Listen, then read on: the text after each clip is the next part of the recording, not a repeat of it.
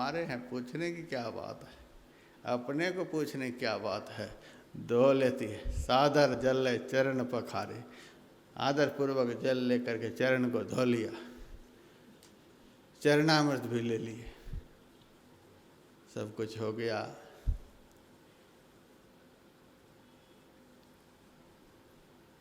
साहब के दरबार में केवल भक्ति प्यार, केवल भक्ति प्यार, राम भक्ति में राजी, तजा सकल पकवान दासी सुत खायो भाजी।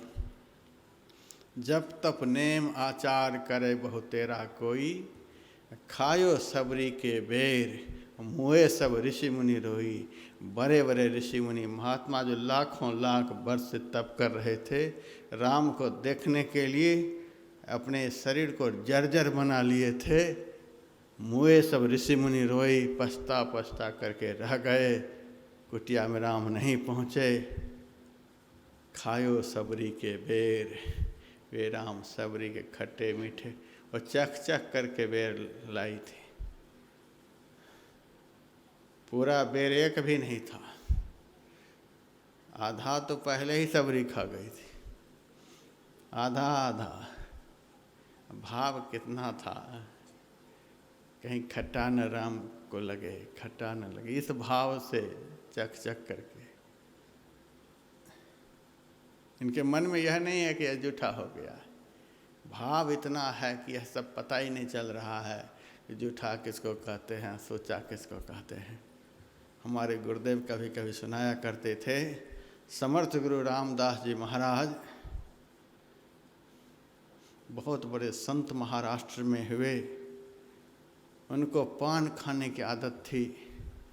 उनकी सेवा में एक सेवक रहता था, भोजन के बाद उनको पान लगा करके देते थे खाने के लिए। पान खाते खाते उनके मुंह के दांत टूट गए, अब चबाया नहीं जाए। एक पात्र में पान को कूट करके फिर देते थे।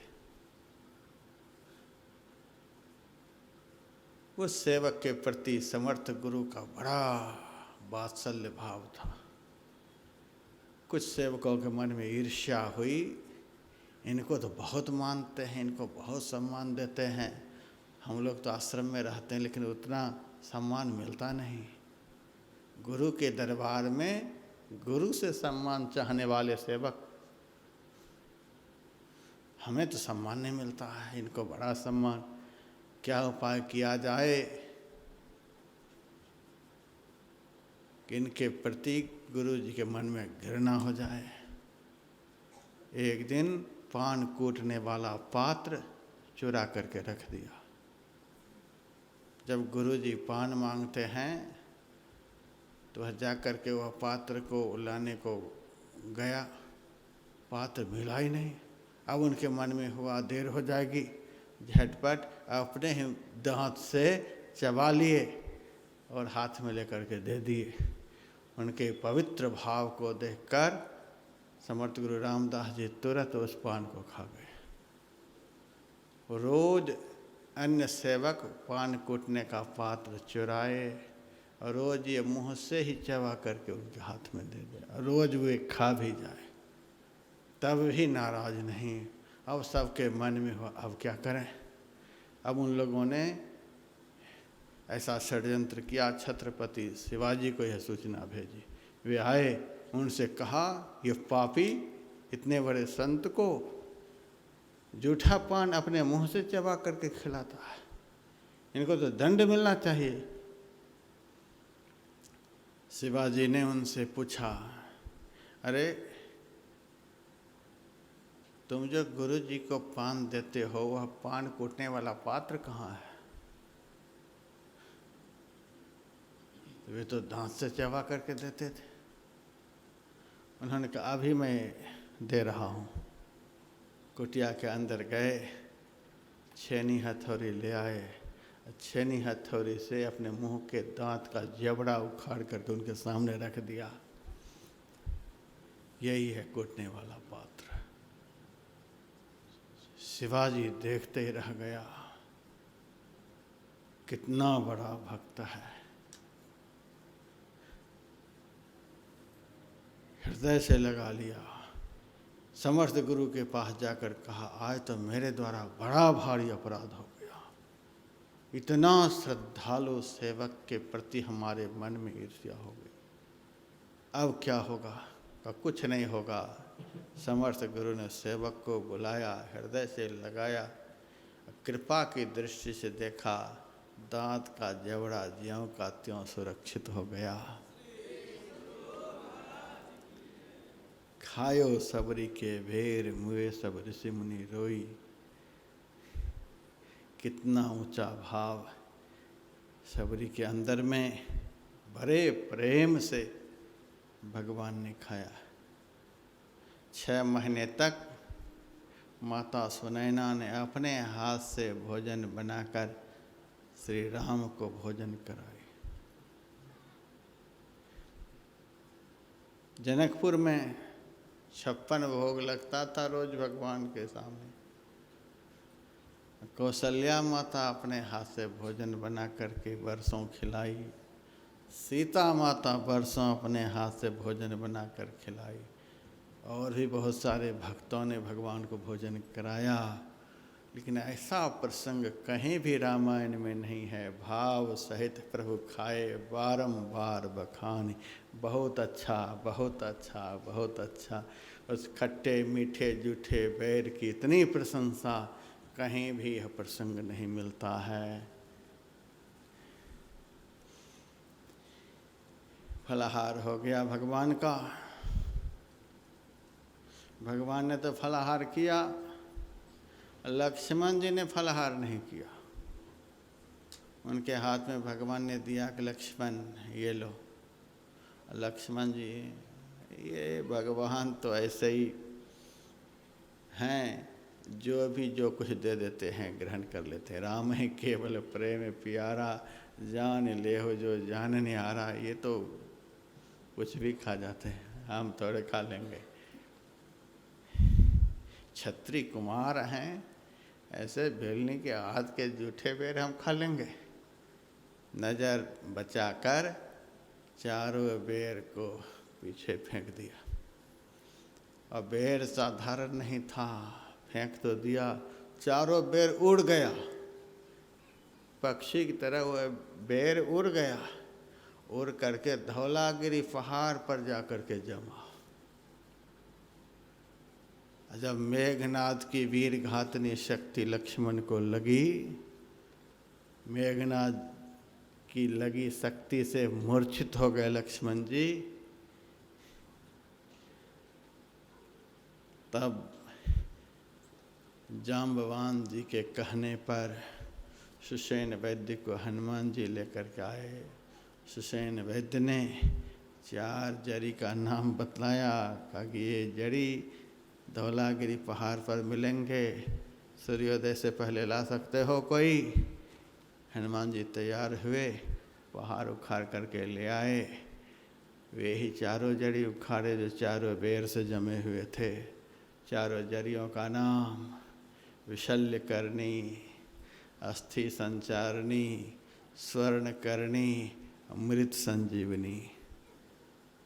जगे हुए में नहीं खाए, मूर्छित अवस्था में तो खा कर के ही जीवन दान मिला है। उस सबरी के बेर का सामर्थ्य देखिए।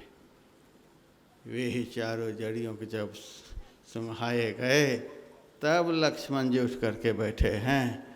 भक्त के प्रसाद का, अपमान का यह फल है। नहीं तो किसकी ताकत लक्ष्मण जी को कोई मूर्छित कर दे। सारा ब्रह्मांड राई के दाने के बराबर जिनके मस्तक पर रहते हैं। लखन सचराचर धनी, वाल्मीकि मुनि ने कहा है।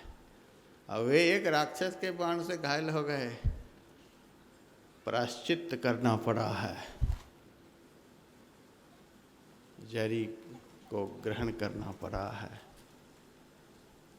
तब उसमें चैतन्यता आई। फलाहार किया भगवान ने। उसके बाद वैदिक सभ्यता संस्कृति का कितना ज्ञान सबरी के अंदर में। घर आए हुए बड़े अतिथि का सम्मान किस तरह से करना चाहिए, सबरी के जीवन में देखिए। कुछ पढ़ी लिखी नहीं, लेकिन आए हुए अतिथि का स्वागत करना चाहिए, अभिनंदन करना चाहिए, स्वागत गान करना चाहिए, स्वागत के शब्द बोलने चाहिए। सबरी कहती कही विधि स्तुति करूं तुम्हारी, अधम जाति में जड़मति भारी। अधम ते अधम, अधम अति नारी, तिन मह मैं अति मंद अघारी। सब कुछ सबरी ने कह दिया। किस तरह से मैं आपकी स्तुति करूं? स्तुति करने के लिए योग्यता चाहिए, गुणवत्ता चाहिए, संस्कार चाहिए। हमारे में तो कुछ भी नहीं है, कहीं भी स्तुति करो तो। भगवान राम ने कहा तुम्हें स्तुति करने के लिए नहीं आती है? नहीं महाराज, मैं बिल्कुल पढ़ी लिखी नहीं। भगवान ने कहा तू पढ़ी लिखी नहीं है, मैं बहुत पढ़ा लिखा हूँ, गुरु वशिष्ठ जी के यहाँ जा कर के खूब पढ़ा हूँ, मुझे स्तुति करने के लिए आती है। आज तू बैठ जा, मैं तुम्हारी स्तुति करता हूँ। सारी दुनिया भगवान की स्तुति करती है, आज भगवान माता सबरी की स्तुति करते हैं। ये भक्ति तत्व है, यही भक्ति की महिमा। भगवान जिनकी स्तुति करे, कह रघुपति सुनु भामिनी बाता, मानव एक भगति करे नाता। जाति पांच कुल धर्म बढ़ाई, धन बल परिजन गुण चतुराई। भगतहीन नर सोहै कैसा, बिनु जल वारिद देखिए जैसा। सबसे पहला शब्द सबरी के लिए निकला है भगवान के मुंह से, भामिनी। भामिनी का अर्थ होता है सुंदरी स्त्री। कैसी सुंदरी सबरी थी आपने पहले सुना, लेकिन भगवान की दृष्टि में सुंदरी भक्ति का यही स्वरूप है। भगवान की निगाह में जो सर्वथा सुंदर हो, यथार्थ में वही सुंदर है। शरीर को तो वेश्या भी सजा लेती है, भाड़ भी सजा लेता है, लेकिन सुंदरता में उनकी गिनती नहीं होती। जिसमें भक्ति की सुंदरता है, सच्चरित्रता की सुंदरता है, यथार्थ में वह सुंदर है। भगवान उनकी स्तुति करते हैं। राम कथा भी यहाँ पर चल ही रही है, आप सुनेंगे आगे प्रसंग। जब धनुष भंग हुआ है, सखियों ने जयमाला सीता जी के हाथ में दे दिया। जयमाला डालो, राम ने धनुष तोड़ दिया। राम के सामने सखियां सीता जी को लेकर के गई, और सीता जी गले में माला नहीं डाल रही है। रामायण में प्रसंग आता है, राम ब्रह्म परमार्थ रूपा। राम ब्रह्म है और सीता जी भक्ति है। भगत ज्ञान वैराग्य जनु सोहत धरे शरीर, यह भी लिखा हुआ है। साक्षात भक्ति ही सीता के रूप में प्रकट हुई थी। तो सीता जी भक्ति है, राम ब्रह्म है, राम ब्रह्म परमार्थ रूप। सीता जी के सामने राम है, अर्थात भक्ति के सामने ब्रह्म खड़े रहते हैं। जिनके सामने सदैव ब्रह्म विराजमान हो, वही तो भक्ति है। यदि जीवन में सच्ची भक्ति उतर आए तो ब्रह्म को ढूंढने के लिए कहीं जाने की जरूरत नहीं।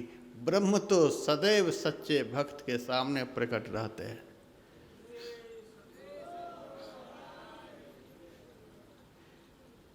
प्रहलाद जी से हिरण्यकश्यपु ने कहा, तुम्हारा राम कहाँ है, तुम्हारा हरि कहाँ है? हमारी भौं टेढ़ी हो जाती है, त्रिलोकी कांप उठता है, किसके बलबूते पर तो किसी से डरता नहीं है। कहाँ है तुम्हारा भगवान?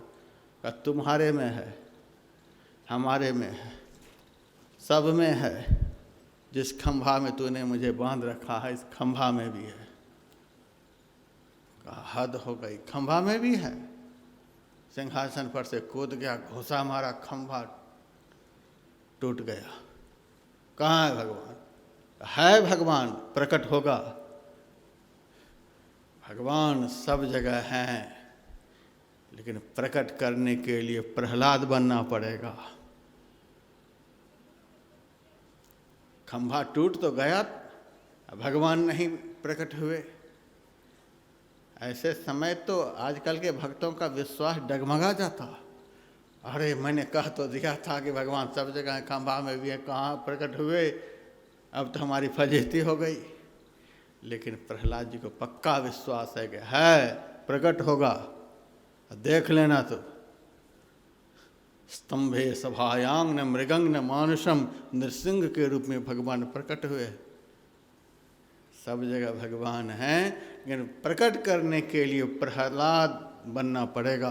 प्रहलाद की श्रद्धा अपनानी होगी, प्रहलाद के जैसा विश्वास दृढ़ करना पड़ेगा। है तो सब जगह। कबीर की वाणी मैंने कल भी सुनाया।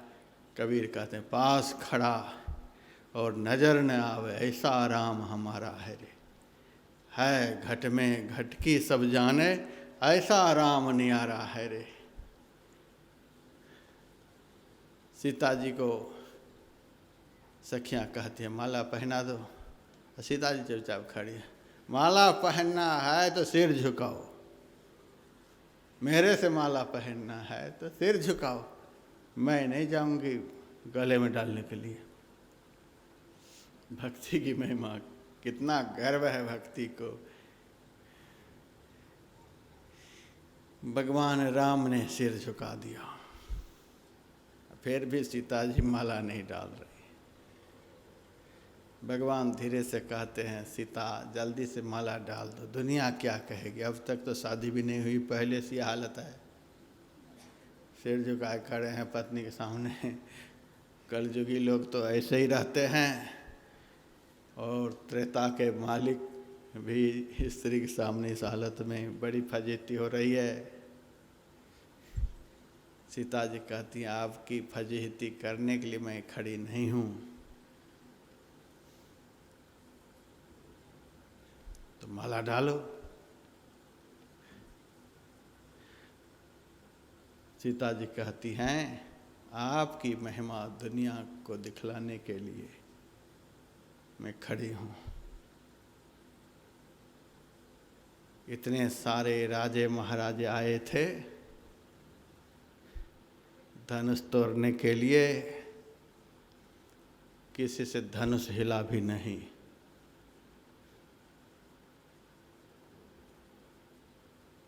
फिर भी सारे राजे महाराजे सिर उठाए बैठे हुए। इतना अभिमान है इन लोगों के अंदर में, धनुष हिला भी नहीं सके, फिर भी इतना अभिमान। और जो धनुष को दो टुकड़े करके फेंक दिए, वो सिर झुकाए खड़े हैं। भक्ति माता मुक्ति रूपी जयमाला उसी के गले में डालती हैं जिसके अंदर राम के जैसे निरभिमानिता होती है।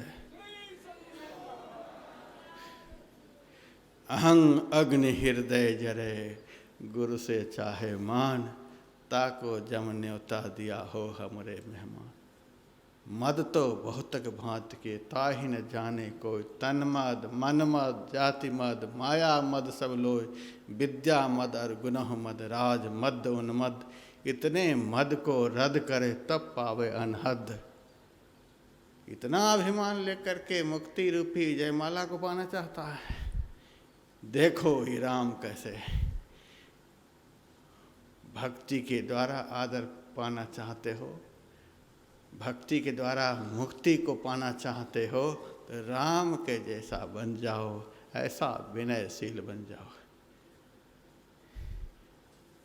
राम शील सिंधु हैं, शील सिंधु राघव, माधुर्य मूर्ति माधव। शीलता के समुद्र राम है। यदि हम लोग मुक्ति पाना चाहते हैं, भक्ति पाना चाहते हैं, भक्ति को सामने प्रत्यक्ष कर लेना चाहते हैं, तो अंदर से अभिमान को उखाड़ करके फेंक दें। सिर को ऊंचा करना छोड़ करके सिर को झुकाना सीख लें। मत शर्माओ ऐ नादानो, इस दर पर शीश झुकाने से यह वो दर है जिस दर पे सदा सर भेंट चढ़ाए जाते हैं। भगवान ने कहा सीते जल्दी से माला डालो। सीता जी कहती हैं आप भी तो भक्ति की महिमा गाते हो। दुनिया को भक्ति की महिमा बतलाने के लिए भक्ति की क्या महिमा है दुनिया देखे। भक्ति के सामने साक्षात ब्रह्म भी सर झुकाए खड़े रहते हैं। देखो भक्ति की महिमा।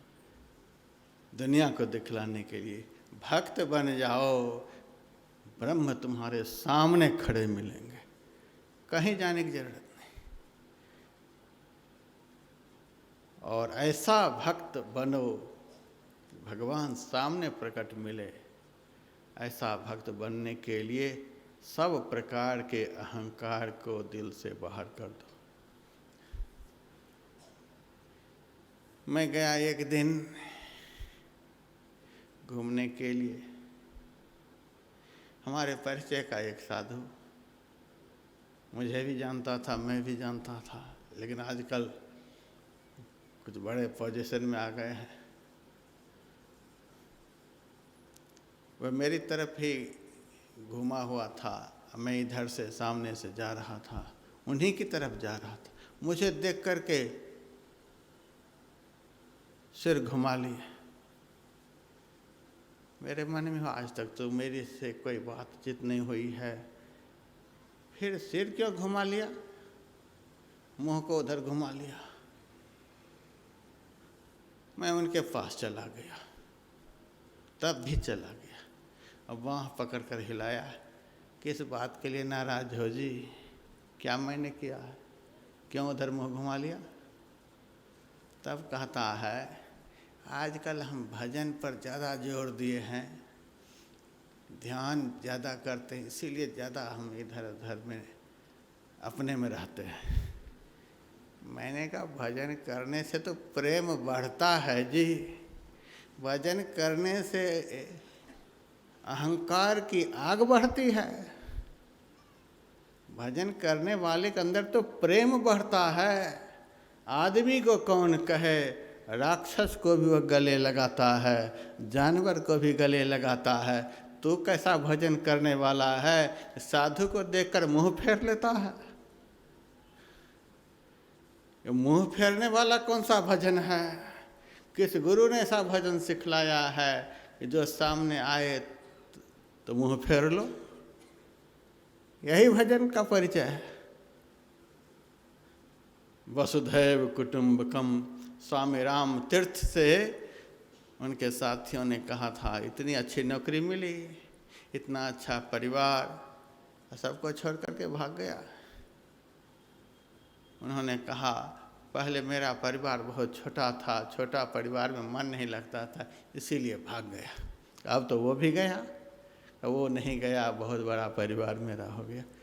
कहाँ वो बड़ा परिवार का, सारा संसार मेरा परिवार हो गया। इतनी बहन किसी को नहीं, इतने भाई किसी को नहीं, इतनी माता किसी को नहीं, इतने पिता किसी को नहीं, इतने मित्र किसी को नहीं, मौसम कौन बड़ो परिवारी। ऐसा होना चाहिए। तो मुँह फेर लेता है, यही भक्ति का स्वरूप है। ब्रह्म जिनके सामने सर झुकाए खड़े रहते हैं, वही तो भक्ति है। क्या सुंदरता भक्ति में है। ब्रह्म भी उनके सामने झुके रहते हैं। रामायण में आप सुनिएगा आगे,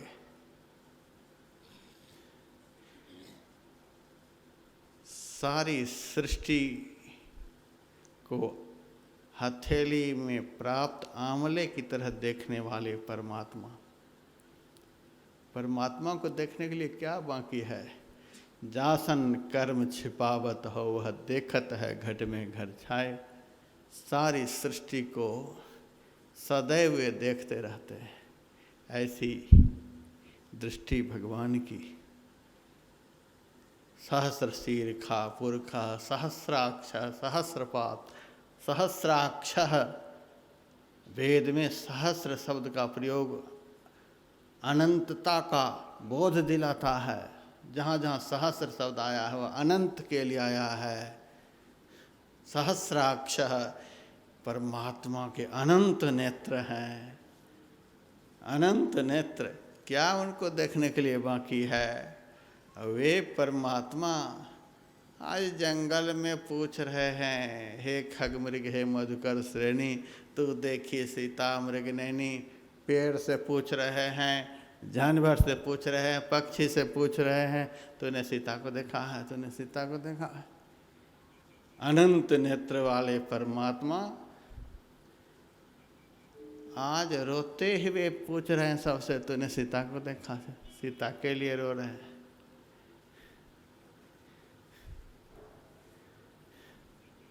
क्या इसका मतलब हुआ? भगवान भी भक्ति से अलग हो जाए तो उनको भी रोना पड़ता है। संसार के लोग बिना भक्ति किए ही आनंद का बधावा बजाना चाहता है। भक्ति करेंगे नहीं, महात्मा का सिर खाने के लिए आएंगे, आशीर्वाद दे दो महाराज, आशीर्वाद दे दो महाराज, भजन करो। ये तो महाराज आपके भाग में लिखा हुआ है। भजन आप करो, आनंद हमारे जीवन में आ जाए। ऐसा नहीं होता है। जो भजे हरि को सदा सो परम पद पावेगा। जो भजन करेगा उनको भजन का आनंद प्राप्त होगा। भजन करे महात्मा और फोकट में आनंद मिल जाए संसारी लोगों को। दिखलाया है भगवान ने नाटक करके, हम भी भक्ति से रहित हो जाते हैं तो हमको भी रोना पड़ता है। हे संसार के लोगों, तुम बिना भक्ति किए कैसे हंसना चाहते हो? जिनके लिए भगवान भी रोए, यही तो भक्ति तत्व है। भगवान भी रोते हैं भक्ति के लिए। कितना प्रेम है भक्ति से भगवान को। ऐसी भक्ति जो करेंगे उस भक्त से भगवान को प्रेम नहीं होगा। जिस भक्ति के लिए भगवान रोए, वह भक्ति को कोई जीवन में अपना ले तो उस भक्त से भगवान को प्रेम नहीं होगा। अवश्य होगा। हम भक्ति करते ही नहीं तो प्रेम होगा कैसे? क्या है भक्ति तत्व? कितनी सुंदरता है भक्ति में कि भगवान भी उसके लिए रोते हैं। भगवान भी उनको पाने के लिए क्या क्या नहीं करते हैं। कहाँ कहाँ गए, कहाँ कहाँ गए, क्या क्या नहीं किए सीता को प्राप्त करने के लिए। यह सीता अन्वेषण का जो प्रसंग है, ये भक्ति की खोज का प्रसंग है।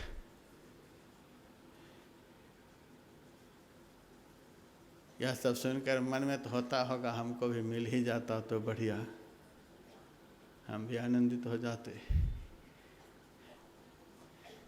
जिस भक्ति के लिए भगवान रोते हैं, जिस भक्ति को पाने के लिए भगवान को कितना ताम झाम करना पड़ा, वह भक्ति ऐसे ही नहीं रास्ते चलते मिल जाती है।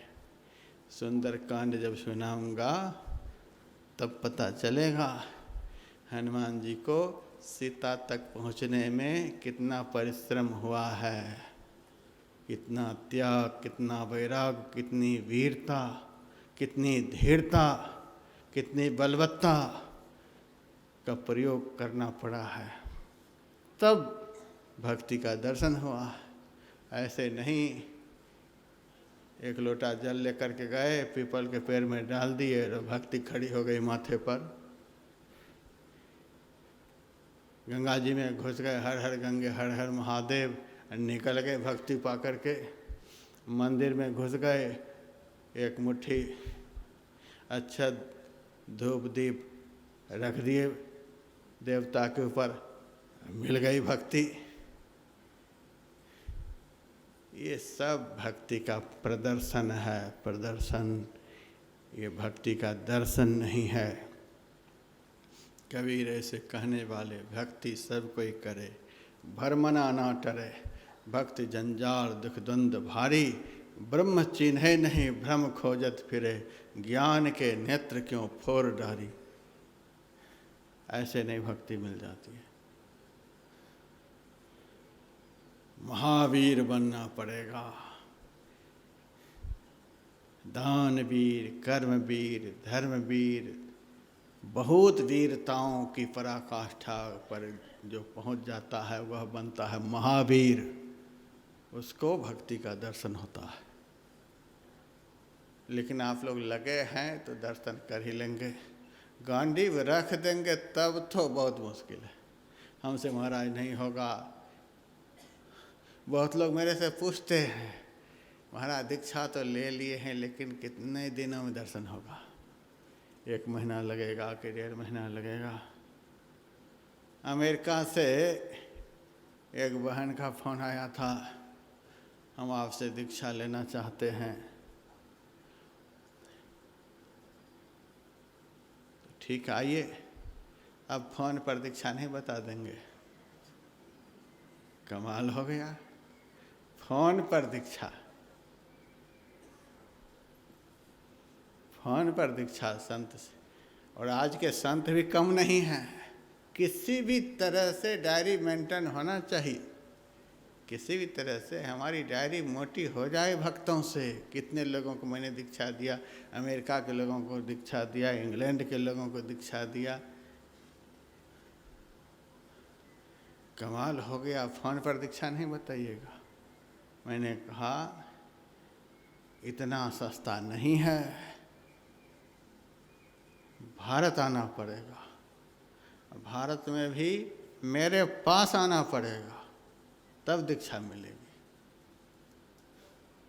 ठीक है, दीक्षा आपसे ले लेंगे।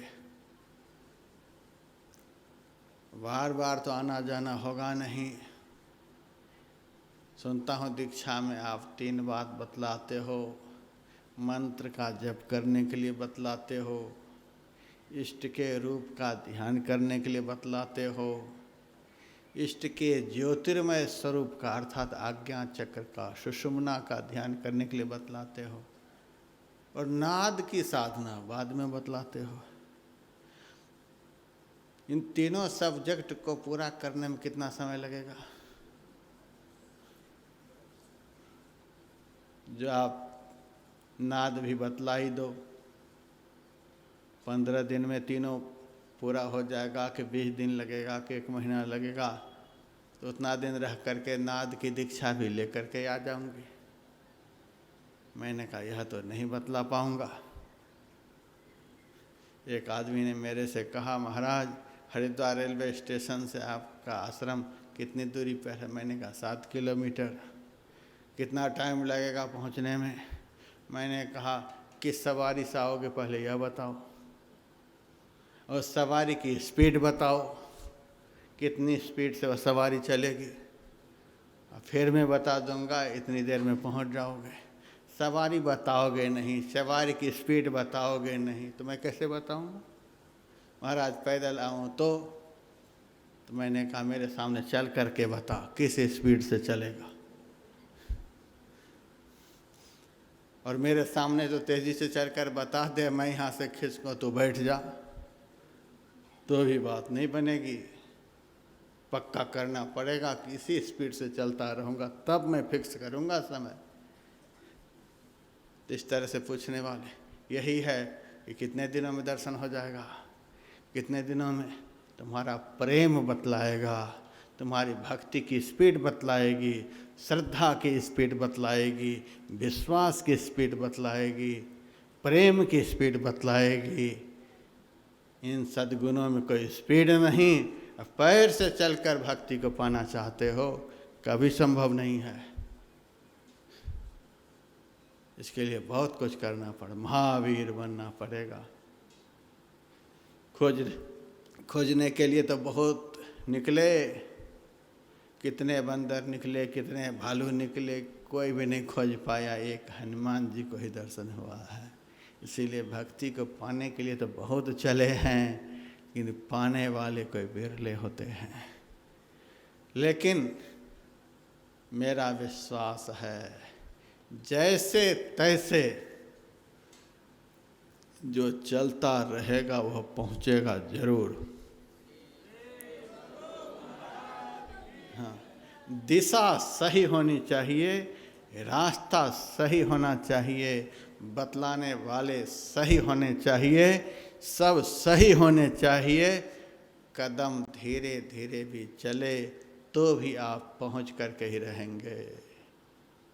मिस गाइड हो जाएंगे तब कोई बात नहीं, तब तो आप हवाई जहाज से भी चलते रहेंगे तो भी नहीं पहुंच पाएंगे। सच्चा मार्गदर्शक के संरक्षण में सही दिशा में आप चलते रहेंगे तो जरूर पहुंचेंगे। सच्चा मार्गदर्शक नहीं मिलेगा, सही रास्ता नहीं मिलेगा, चलते तो रहेंगे लेकिन पहुंच नहीं पाएंगे। कबीर पूरे गुरु बिना पूरा शिष्य न होय, गुरु लोभी शिष्य लालची दूनी लाज न होय। यह मार्ग ऐसा है कि मंजिल तक पहुंचाता है। यह भक्ति का मार्ग परम सुंदर परमात्मा की प्राप्ति कराने वाला यह मार्ग है। तो मेरे कहने का अभिप्राय, भक्ति में बड़ी सुंदरता है, भक्ति में बहुत आकर्षण है। इसीलिए भागवत में भक्ति के लिए कहा परम सुंदरी नवयुक्ति। नवयुक्ति कहा है भक्ति को। भक्ति वहाँ नवयुक्ति के रूप में, वृंदावन में भक्ति नवयुक्ति के रूप में। अब बेटे दोनों उनके बूढ़े, माँ नवयुक्ति। कैसा यह प्रसंग है? भक्ति सदैव तरुणी रहती है। बुढ़ा के अंदर भी भक्ति प्रविष्ट हो जाए तो बुढ़ा भी नाचने लग जाता है। मैं तो देखता हूँ 20-20 साल का लड़का, 15-15 साल का लड़का, 18-18 साल का लड़का बिस्तर छोड़ने का नाम नहीं लेता है, समय पर नहाने धोने का नाम नहीं लेता है, खाने पीने का नाम नहीं लेता है, एकदम से झुर्रियाँ पड़ गई हैं। और हमारे यहाँ 70-70 साल के बूढ़े, 80-80 साल के बूढ़े 2 बजे नहा लेता है। 2 बजे नहाने वाले बूढ़े सब यहाँ बैठे हैं। 18-20 साल के नवयुवक को यदि कहा नहीं जाए तो 12 बजे भी नहीं नहाएंगे, बूढ़े हो गए। भक्ति से हीन जवानी की देह भी वृद्ध हो जाता है। और भक्ति यदि प्रवेश कर जाए तो बुढ़ा शरीर में भी नव यौवन का दर्शन होता है। बहुत माताएं बहनें, उम्र बहुत है, लेकिन भक्ति का समावेश उनके अंदर है। 2 बजे नहा धो करके तैयार। अब बहुत बच्चियां हैं 15 साल की, 18 साल की, बिस्तर छोड़ने का नाम नहीं। काहे के लिए आए हैं ध्यान शिविर में? जब बिस्तर से ही ज़्यादा प्रेम है तो यहाँ काहे के लिए आ गए? बुढ़ी माताएं 2 बजे नहा धो करके तैयार। नवयुक्ति की हिम्मत नहीं पड़ती है कि उठ करके बैठ जाऊं, शरीर सड़ गया जवानी में। भक्ति से हीन जो शरीर है वो सड़ जाता है, शिथिलता आ जाती है, उठने का नाम नहीं। तो भक्ति के लिए यहाँ लिखा हुआ है वह तरुणी, तरुणी है, नवयुक्ति है। भक्ति सदैव तरुणी, जिनके जीवन में आ जाए, शरीर कैसा भी वृद्ध हो वह तरुण की तरह नाचता है, कूदता है।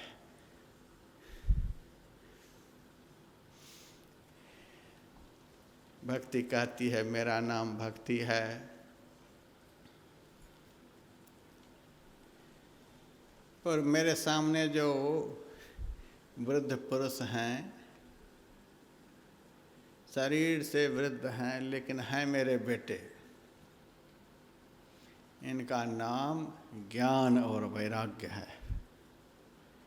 भक्ति के पुत्र का नाम ज्ञान और वैराग्य है। इस बात को समझिए बढ़िया से।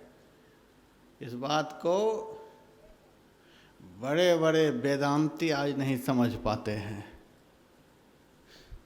वो समझते हैं पुस्तक से ज्ञान प्राप्त होता है, पुस्तक के पढ़ने से ज्ञान होता है। मारे अलमारी के अलमारी पुस्तक, सारे पुस्तक को छान डाले हैं। पढ़े 6 शास्त्र 18 पुराण पढ़े, वेद उपवेद आदि अंत को उछाना है। गीता रामायण श्रुति स्मृति पढ़े, सांख्य योग न्याय आदि दर्शन भी जाना है। जाना है बनाना छंद सोरठा चौपाई को, जाना है ध्रुव पद राग भैरवी का गाना है।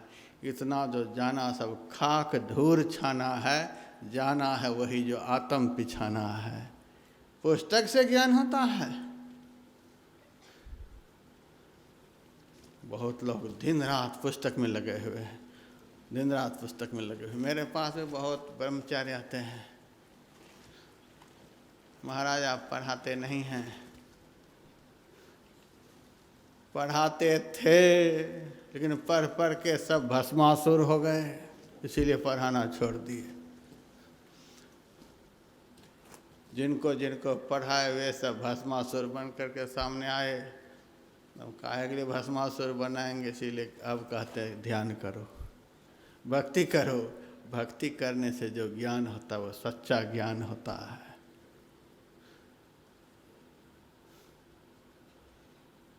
हम पढ़ने के लिए जाएंगे तो चले जाओ, हम रोकते नहीं अब किसी को। आ जाओ तो ठीक है, रहो। जा रहे हैं महाराज, ये लो पैसे टिकट कटा लो। न जाने वाले से दुख होता है, न आने वाले से सुख होता है। आओ जाओ। हम तो ट्रेन में बैठे हुए हैं, जैसे ट्रेन में बैठे हुए लोग, कोई सवारी ट्रेन से उतरे चाहे चढ़े कोई फर्क नहीं पड़ता है। उसी तरह से सच्चा साधु हों, आश्रम में कोई रहे चाहे नहीं रहे कोई फर्क नहीं पड़ता है। कोई चाहते हैं कि नहीं रहेंगे तो आश्रम उजड़ जाएगा, व्यासानंद का मिशन फेल हो जाएगा। व्यासानंद का मिशन इस जन्म में फेल नहीं कर पाओगे, किसी भी जन्म में नहीं कर पाओगे।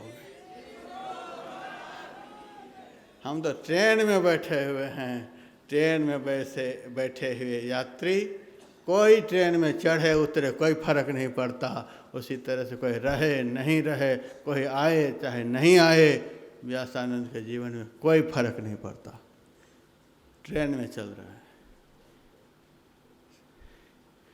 आजकल तो मोदी जी ने ट्रेन का ही नाम रख दिया, हम सफ़र। हम सफ़र, हम सफ़र में हैं, चढ़ो नहीं चढ़ो, उतर जाओ चढ़ जाओ, कोई फर्क नहीं पड़ता है।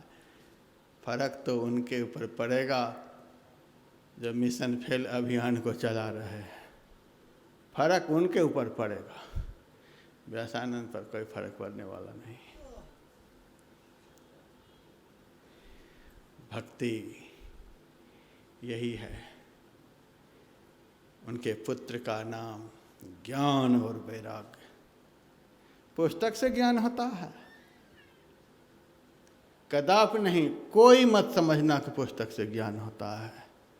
बहुत संत इस धरती पर ऐसे हुए, मसी कागज छुयो नहीं, कलम गयो नहीं हाथ, और उनकी एक एक वाणी पर 108 विद्वान ने शोध करके PhD की डिग्री हासिल की है।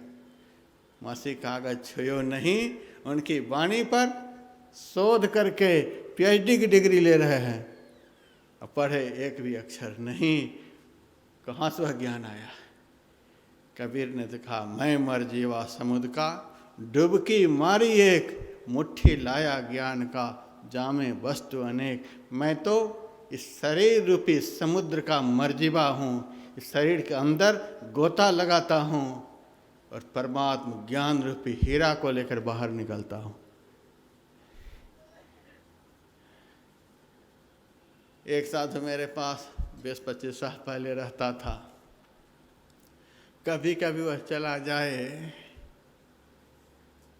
हरिद्वार में एक जगह है खरखरी, खरखरी के पास गंगा जी जो है, वहाँ स्मशान घाट है। स्मशान घाट पर वहाँ मुर्दा को जलाया जाता। रात भर जलती हुई चिता को देख करके आए। मैं देखता रहा कहाँ गया कहाँ गया। जैसे तैसे सुबह आया मेरे पास। मैंने कहा कहाँ गया था? स्मशान घाट गया था। किस लिए गया था? मुर्दा को जलते हुए देखने के लिए। किस लिए देखने के लिए गया था? मुर्दा को जलते हुए देखेंगे तो वैराग्य उत्पन्न हो जाएगा। वैराग्य, पागल आदमी मुर्दा को देखने से यदि वैराग्य हो जाए तो सबसे पहले तो वहाँ के चंडाल को वैराग्य हो जाएगा। वहाँ जो लकड़ी बेच रहा है, घी बेच रहा है और कुछ बेच रहा है, उनको वैराग्य हो जाएगा। जलता हुआ मुर्दा को देख करके वैराग्य हो जाता है। पागल कहीं का। पुस्तक देखने से ज्ञान हो जाएगा, पागल कहीं का। भक्ति करने से ज्ञान वैराग्य होता है, क्योंकि भक्ति के पुत्र का नाम ज्ञान वैराग्य है। ये दोनों हमारे पुत्र हैं, ज्ञान और वैराग्य। कितनी अच्छी बात। आप भक्ति कीजिए स्वतः ज्ञान होगा, आप भक्ति कीजिए स्वतः वैराग्य होगा। भक्ति से जो वैराग्य प्रकट होता है उसमें स्थायित्व होता है। बिना भक्ति के देखा देखिए वैराग्य। पलटू साहब के सामने से एक वैरागी निकला। पलटू साहब ने कहा कहाँ जा रहा है? जंगल जा रहा हूँ। जंगल क्यों जा रहा है? भजन करेंगे। घर में भजन नहीं होता है? कहा नहीं होता है। यार फकीर तो पड़ा है किस ख्याल में, 5-25 संग 30 नारी, 30 के कारण भीख है मांगता, एक ने क्या तक सिर पारी। दास पलटू के खेल है ना बदो, जब छुटे 30 तब छोर प्यारी। किस ख्याल में तो पड़ा हुआ है? एक स्त्री को छोड़कर जंगल चले गए तो बहुत बड़े तपस्वी हो गए, बहुत बड़े वैरागी हो गए। 5 तत्व और 25 प्रकृति से बना हुआ तो शरीर रूपी नारी तुम्हारे साथ में ही है। 30-30 नारी के लिए तो तू गलियों में 2 रोटी के लिए भीख मांगते फिर रहा है। कुत्ते की तरह 2 रोटी के लिए गलियों में भीख मांगते फिर रहा है। शेर की बराबरी करने के लिए चला है। गलियों में भीख मांगने वाला शेर की बराबरी करना चाहता है। कभी संभव है? जब छुटे 30 तब छोर प्यारी। जब इस शरीर की आसक्ति खत्म हो जाए, भूख प्यास इन सारे द्वंद्वों से ऊपर उठ जाओ, तब छोर प्यारी।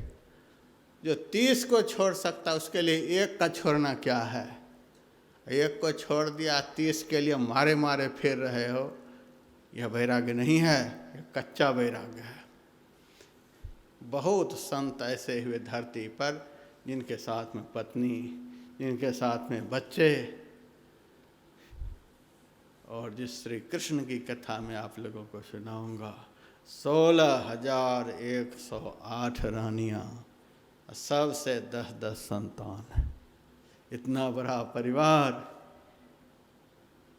और भगवान वेद व्यास जी लिखते हैं, कृष्णस्य भगवान स्वयं साक्षात भगवान है, महायोगेश्वरो हरि, महायोगेश्वर। 16,108 रानियां, सबसे 10-10 बच्चे कहलाते हैं महायोगेश्वर, कहलाते हैं साक्षात भगवान। कहलाते क्या हैं? यही सब देख कर के आजकल बड़े बड़े नकली कृष्ण प्रकट हुए। अब्दुल कलाम आज़ाद के पास गए ये नकली भगवान के चेले, ये हमारे गुरु जी को आप कृष्ण सिद्ध कर दो, ये कृष्ण के अवतार है।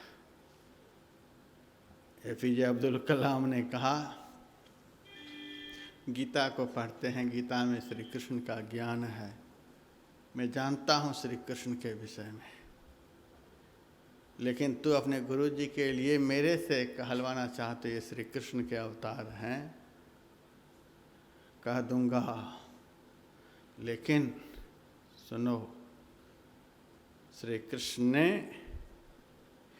10,000 ऊंचा, 10,000 गहरा, 10,000 योजन विस्तार वाला गोवर्धन पहाड़ को एक ही झटके में उखाड़ लिया। 7 दिन 7 रात एक ही अंगुली पर उठाए रखे, भागवत में लिखा हुआ है। तुम्हारे गुरु जी 7 क्विंटल का भी एक पत्थर 7 मिनट भी उठा करके हाथ में रख ले, तो मैं तुरंत उनको श्री कृष्ण का अवतार सिद्ध कर दूंगा। सारे चेले भाग गए, सारे चेले भाग गए। चेले भी आजकल कम नहीं हैं, उनकी बात पर तो थोड़ा सा अमल करता, अमल नहीं करेगा। गुरु जी को जेल से छुड़ाने के लिए चेले भजन कर रहे हैं, अखंड जाप कर रहे हैं, अखंड ध्यान कर रहे हैं, अखंड यज्ञ कर रहे हैं, किसी तरह गुरु जी छूट जाए। चेले की बलिहारी, हम तो रोज गाते हैं सब संतन की बड़ी बलिहारी, लेकिन कभी कभी ऐसे चेले की बड़ी बलिहारी जो गुरु जी को जेल से निकालने के लिए अखंड यज्ञ, अखंड जप, अखंड तप क्या क्या कर रहे हैं। कितनी श्रद्धा, बड़ी बलिहारी ऐसे भक्तों की कितनी श्रद्धा, जो अपने गुरु को छुड़ाने के लिए। हम लोगों के गुरु सारी दुनिया को जेल से छुड़ाने का सामर्थ्य रखते हैं, तब भी इतनी श्रद्धा नहीं है, यह भी मैं कह सकता हूँ। ऐसे चेले की बड़ी बलिहारी, गुरु जेल में है तब भी उनके प्रति इतनी श्रद्धा है कि जेल के सामने से गाड़ी गुजरती है तो मत्था टेक करके आगे बढ़ते हैं। यहाँ सत्संग कार्यक्रम चल रहा है, कभी कभी देखता हूँ इनके चेले को, नज़र फेर करके आगे निकल जाते हैं। यहाँ आकर के सुने हैं, बैठे हैं, नहीं, क्या बात है।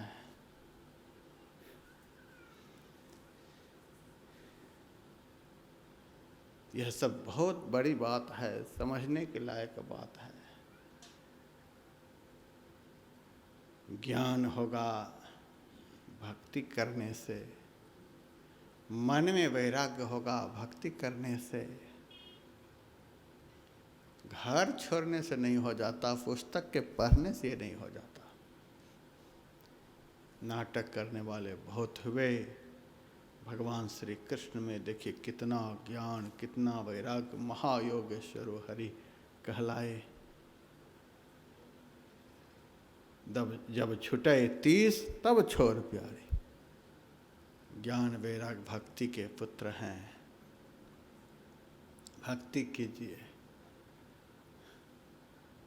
जिस भक्ति के करने से सच्चा ज्ञान, सच्चा वैराग्य मन में उत्पन्न होता है, वह भक्ति कीजिए, दिखावा वाली भक्ति नहीं।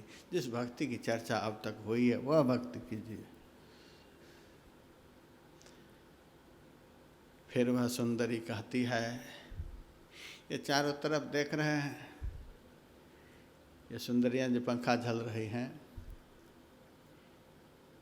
इनमें से किसी का नाम गंगा है, किसी की गोदावरी है, किसी की कावेरी है, किसी की यमुना है, किसी की सरस्वती है। धरती पर जितनी पवित्र पवित्र नदियां हैं, ये सब मूर्तिमान होकर के मेरी सेवा में हैं, पंखा झल रही हैं। अब कहिए गंगा बढ़कर है कि भक्ति माता बढ़कर है? जिनकी सेवा सारी पवित्र नदियां करे वह है भक्ति रूपी गंगा। इसीलिए तुलसीदास जी महाराज ने रामायण में दोनों गंगा की चर्चा की है। नख निर्गता मुनिवंदिता त्रैलोक पावनी सुरसरी, राम भगति जहाँ सुरसरी धारा। परमात्मा की भक्ति ही गंगा की धारा है।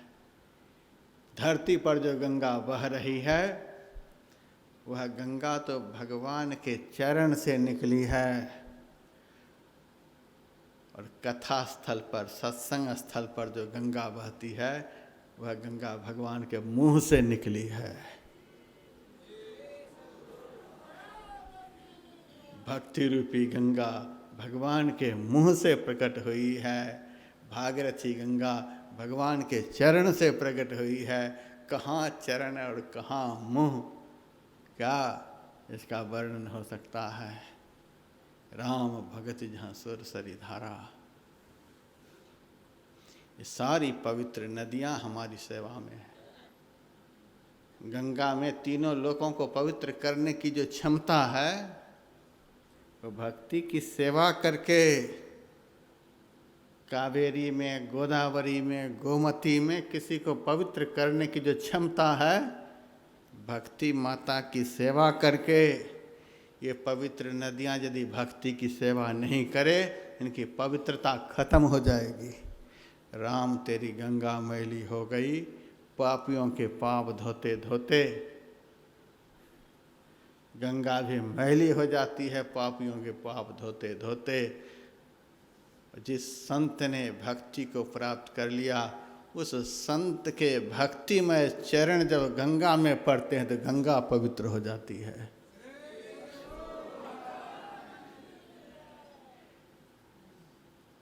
यह है भक्ति माता। ये सारी पवित्र नदियाँ हमारी सेवा कर रही हैं।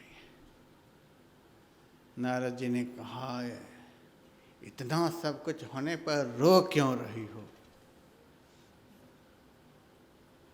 तुम्हें तो हंसना चाहिए। तुम्हारी प्राप्ति किसी को हो जाए तो मुक्ति तो हाथ जोड़े सामने खड़ी रहती है, ब्रह्म उनके सामने खड़े रहते हैं, फिर भी तुम रो रही हो। भक्ति माता कहती हैं, महाराज यही तो बात है। माँ नवयुवती हो, अब बेटे बूढ़े हों तो माँ को तो रोना ही पड़ेगा। कैसा बेटा बूढ़ा हो गया, माँ नवयुवती बेटा बूढ़ा।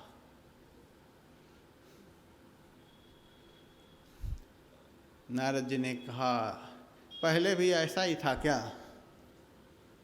नहीं नहीं, पहले तो जवान था, मैं भी नवयुवती ही थी।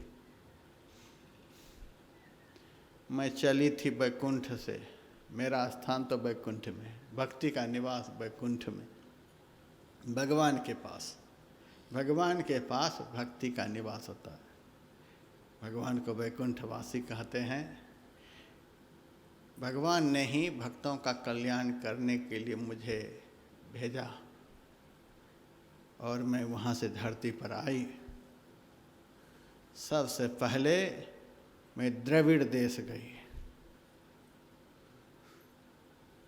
वहाँ तो मैं नवयुवती, मेरे बेटे भी नवयुवक ही थे।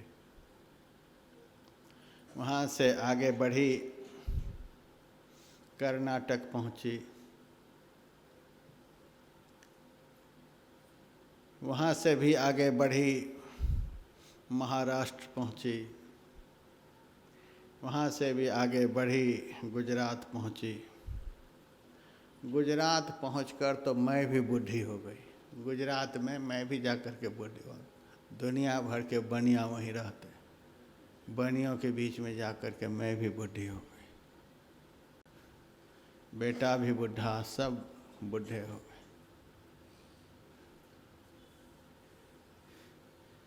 नारद जी ने कहा, भक्ति तुम्हारी बात समझ में नहीं आ रही है।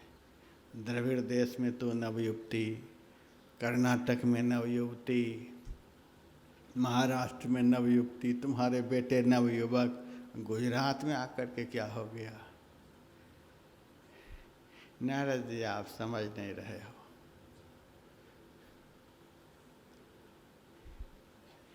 ये द्रविड़ देश क्या है? द्रविड़ देश हम लोग का हृदय है। भक्ति जब हृदय में विराजती है तब नवयुवती बन करके रहती है। हृदय में भक्ति पहुंचती है किस रास्ते से? प्रथम भगति संतन कर संगा। किस रास्ते से हृदय में भक्ति पहुँची? कान के रास्ते से। अभी आप लोग सुन रहे हैं, कान के माध्यम से शब्द अंदर में जा रहा है और आपके दिल में भक्ति का संचार हो रहा है कान के माध्यम से।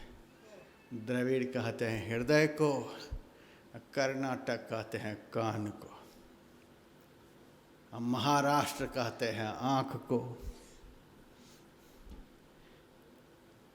साधु संत के पास बैठें तो कान खोल करके बैठे। मुंह पर भले मास्क लगाए हुए कोई बात नहीं है, लेकिन सरकार ने ऐसी व्यवस्था की है कि कान पर मास्क लगाने के लिए नहीं कहा। कान को यदि ढक लेगा ये आदमी तो फिर तो चला ही जाएगा। मुंह पर मास्क लगाने के लिए कहा है, नाक को ढक कर रखने के लिए कहा है, नाक और मुंह को बंद करने के लिए कहा है। यहाँ की सरकार ने नाक और मुंह को बंद करने के लिए कहा है। ये दो रास्ते होकर के ही कहते कोरोना घुसता है। साधु संत महात्मा ने तो अनादिकाल से नौ को बंद करने के लिए कहा है। यहाँ की सरकार दो को बंद करने के लिए कहा। दो को बंद करेंगे तो कोरोना नहीं घुसेगा, लेकिन सात तो खुला ही है। चरणदास जी महाराज की वाणी में, नौ नारी को सोधि पवन लय उर्मे दीजय, बज्जर ताला लाए द्वार नो बंद करीजय। भगवान कृष्ण भी कहते हैं नवद्वाराणि संयम्य मनो हृदय निरुद्ध च। 9 द्वारों का संयम करो, 9 द्वारों को बंद कर लो। जिस भक्त ने शरीर के पिंड भाग के 9 द्वारों को भजन के द्वारा बंद कर लिया, कोरोना में क्या ताकत है, काल उसके भीतर प्रवेश नहीं कर सकता। मौत भी उनके अंदर प्रवेश नहीं कर सकती, यमराज भी नहीं घुस सकता। और ऐसे भक्त की शरण में कोई पहुंच जाए तो शरण में पहुंचे हुए के अंदर भी ये घुस नहीं सकते। क्या बात है 9 द्वार बंद करने वाले भक्त की। आंख बंद करने के लिए नहीं कहा है, नाक और मुंह इसीलिए बंद करने के लिए कहा है। दिन भर दूसरे की निंदा, दिन भर दूसरे की चुगली, बेमतलब की चीज़ खाते रहो, बेमतलब की चीज़ पीते रहो, बेमतलब की गंध नाक से ग्रहण करते रहो। ये सबसे आफत वाली चीज़ जो है, जिस होकर के पाप रूपी कोरोना घुसता है, उसको बंद करने के लिए कहा। ये कोरोना क्या है? पाप है। हम पाप कहते हैं इसको। आजकल वो शरीर की सफाई के लिए क्या सैनिटाइजर कहते हैं, क्या कहते हैं, सफाई की बात होती है। बार बार हाथ धो, बार बार हाथ धो, बार बार हाथ धोने के लिए कहा जाता है। बाहर से आओ, कपड़ा को हटा करके नया कपड़ा पहनो। ये पवित्रता की बात, पवित्रता की बात है। और पवित्रता ही पाप है, अपवित्रता ही पुण्य है। पवित्रता का आचरण करने के लिए कहा जाता है। और 2 गज की दूरी बनाए रखो।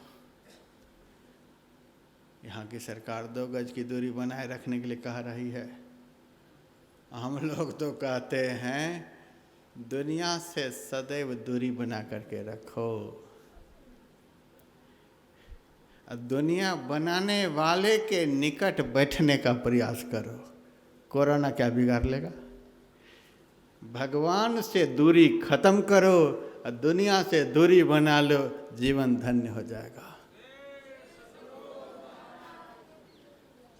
दुनिया के लोगों से तो दूरी बना लो 2 गज की,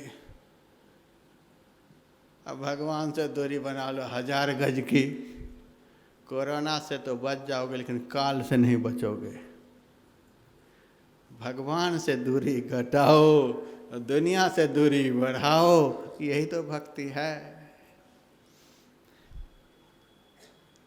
महाराष्ट्र कहते हैं आँख को।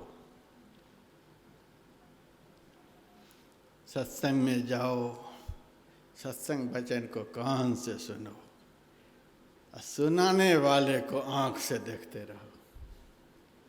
आँख को इधर उधर मत जाने दो, नहीं तो कान गड़बड़ कर देगा।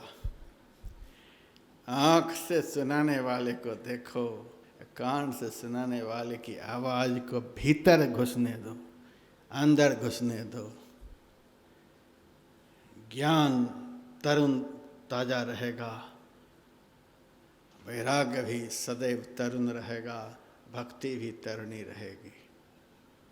गुजरात जाकर के तीनों बूढ़े बूढ़ी हो गए। गुजरात क्या है? गुजरात कहते हैं आलस्य को। आलस, अच्छा करेंगे करेंगे, 1 महीना का शिविर लगा हुआ है, चलो 2 दिन के लिए भाग ले लेंगे। 5 टाइम यहाँ पर ध्यान चलता है कि चलो 1 आध बार बैठ लेंगे, इतने से ही काम बन जाएगा।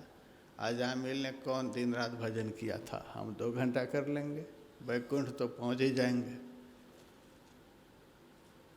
3-3 घंटे दोनों सत्रों में सत्संग चलते हैं, 10 मिनट सुन लेंगे जा कर के। अभी तो बहुत दिन पड़े हैं।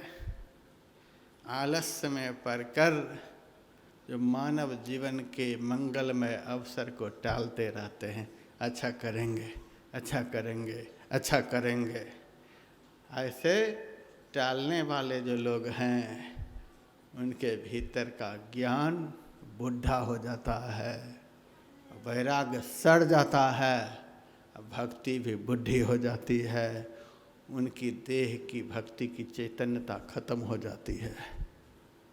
आलसी के भीतर जाकर के ये तीनों सड़ जाते हैं। भक्ति माता कहती हैं,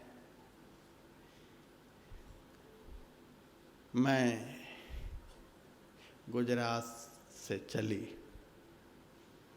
देर लगी चलने में, वृद्ध शरीर हो गया, पहुंच गए वृंदावन। वृंदावन कहते हैं जहाँ भगवान की लीला कथा दिन रात होती रहती है। जहाँ भगवान की लीला कथा दिन रात हो, भगवान के चरित्र का गायन, संत के चरित्र का गायन, संतों के चरित्रों का, भगवान के चरित्रों का निरंतर जहाँ वर्णन होता रहता है, उस पवित्रतम सत्संग स्थल को ही वृंदावन कहते हैं। भले ही कुछ देर के लिए हम अपने को कह सकते हैं हरिद्वार में हैं, लेकिन नहीं, जब तक यहाँ सत्संग चलता रहेगा तब तक के लिए आप लोग वृंदावन में हैं। अभी आप लोग वृंदावन में विराजमान हैं और सुबह 8 बजे से अयोध्या में राम कथा जब चालू हो जाए तो आप लोग अयोध्या का आनंद लीजिए, और भगवान कृष्ण की कथा जब शुरू हो तो वृंदावन का आनंद लीजिए। यहाँ आकर के भक्ति तरणी हो जाती है, भक्ति में चैतन्यता आ जाती है।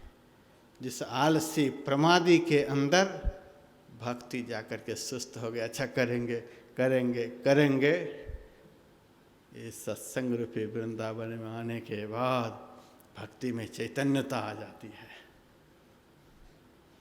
करने की इच्छा जागृत हो जाती है। भक्ति माता कहती हैं, ताज्जुब है मैं तरणी हो गई, यहाँ करके मेरे बेटे बूढ़े क्यों हैं? देवर्षि नारद जी ने कहा इसीलिए बूढ़े हैं, भक्ति लोग करते हैं लेकिन बहुत तरह के उद्देश्य मन में रखकर करते हैं। हरिद्वार जा रहा हूँ, सत्संग सुनने के लिए जा रहा हूँ, मौका लगेगा तो हर की पौड़ी भी घूम लूँगा, चंडी देवी कौन कौन देवी यहाँ पर हैं सब घूम लेंगे, घूमने के उद्देश्य से यहाँ गए हैं। हम घूमने के लिए मना कर रहे हैं, फिर भी घूमने के उद्देश्य से बहुत लोग आए हैं। नज़र बचा बचा करके घूमने के लिए चले जाते हैं। 84 लाख योनियों में घूमने से थके नहीं हैं। इस थोड़े से जीवन में भी घूमने के ही चक्कर में रहते हैं। साधु संतों के नज़र से अपने को बचा करके साधु संत के नज़र में आ जाना चाहिए, तो काल यमराज के नज़र नहीं पड़ेंगे। ऐसे के नज़र से बचा करके घूमना चाहते हो, 84 में घूमना कभी नहीं छूटेगा। बचा लो घूमने से। उद्देश्य बनाओ ज्ञान की, उद्देश्य बनाओ भक्ति की, उद्देश्य बनाओ वैराग्य की प्राप्ति हो जाए। घूमने के उद्देश्य से, पिकनिक मनाने के उद्देश्य से चलो जहाँ तहाँ बहुत गर्मी अभी पड़ रही, गंगा के किनारे ठंडी हवा में समय पार कर लेंगे, इसलिए नहीं। व्यासानंद बाबा के शिविर में तो बड़े बड़े लोग घी भी भेजते हैं, दूध भी भेजते हैं, खूब माल, चलो समय कटेगा, ये उद्देश्य नहीं। वहाँ जाकर के आशीर्वाद लेंगे महात्माओं से, बेटा हो जाएगा, व्यापार चल जाएगा, ये हो जाएगा, वो हो जाएगा। इन सब चीज़ों के उद्देश्य से जो भक्ति करते हैं उनके अंदर ज्ञान कभी चैतन्य नहीं होता, वैराग्य कभी चैतन्य नहीं होता। उद्देश्य महान हो, परमात्मा प्राप्ति ही भक्ति का उद्देश्य होना चाहिए, तब ज्ञान वैराग्य चैतन्य होता है। उद्देश्य यदि बदल गया तब ये दोनों चैतन्य नहीं होंगे। सत्संग में आकर के भक्ति तो चैतन्य हो जाती, लेकिन उद्देश्य यदि हमारा सटीक नहीं है, ठीक नहीं है, तो ज्ञान वैराग्य तरुण नहीं होगा, उसमें चेतना नहीं आएगी। इन सब बातों पर हम लोगों को ध्यान देना चाहिए। अब मैं आप लोगों को अभी नहीं, कल संत तत्व के विषय में बतलाऊंगा।